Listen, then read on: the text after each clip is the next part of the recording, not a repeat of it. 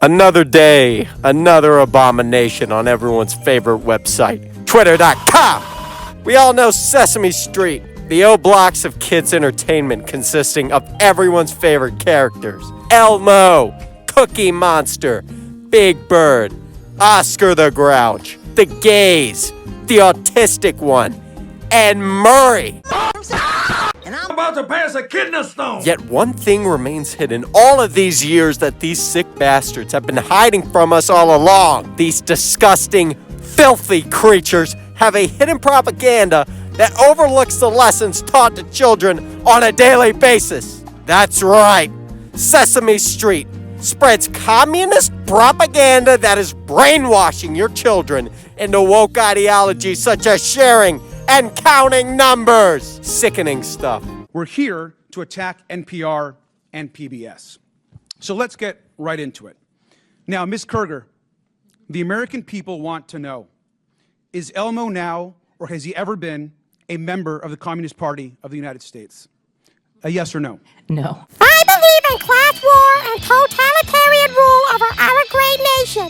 This great Chinese nation will flourish. Nothing happened on the fateful day of June 4th, 1989. Martial law was not imposed. But I'd be totally in favor if they did. Nothing happened on the square, and nobody was murdered. Zhao Heng Shu. Forget the fact that this is a show whose target demographic is people who are still shitting their diapers and can't walk. They're old and mature enough to recognize that Oscar the Grouch is a symbol for the proletariat, and Count Von Count has an anti-capitalism agenda.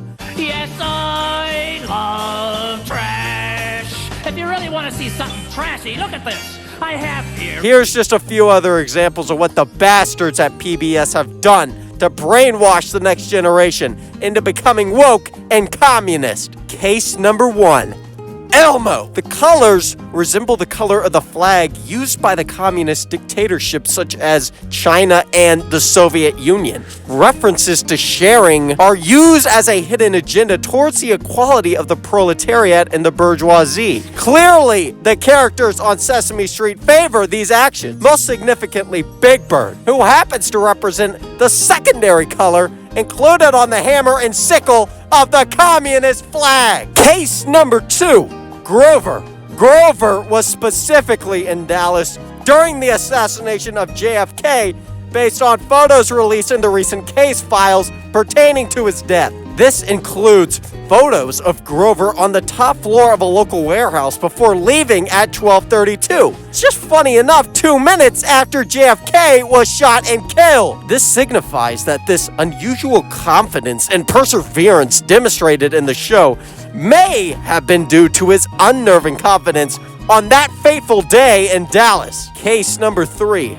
The Cookie Monster. Cookie Monster has glorified childhood obesity and other unfortunate ties to radical leftist ideologies. The consumption of cookies actually demonstrates a tribute to the Chinese famine in the late 1950s due to agricultural mismanagement. His communist propaganda signifies peace and power to the Communist Party and has had murals decorated in Soviet-style art. Disgusting! Ms. Kerger, an important question. Are Bert and Ernie part of an extreme homosexual agenda?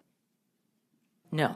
Stop the cap. Stop the cap right now. Now, I should mention that this is exaggerated on this guy's end. He actually has some fluid moving around up there in the brainstem. This guy, however, is not. And neither are the cancer-ridden fan base that Twitter users have to sit through on a daily basis because he propagates himself into our feed. Now, I don't know how much longer I can take this. Elmo is communist. M&Ms are woke for wearing sneakers. Snow White is a mixed woman. And somehow the real problems going on in our country are unknown because of the emphasis on this autistic shit. I'm going to sleep. Generic, typical plastic bag. They're fucking cookies! They're cookies! Look! Cookies! Look! Lying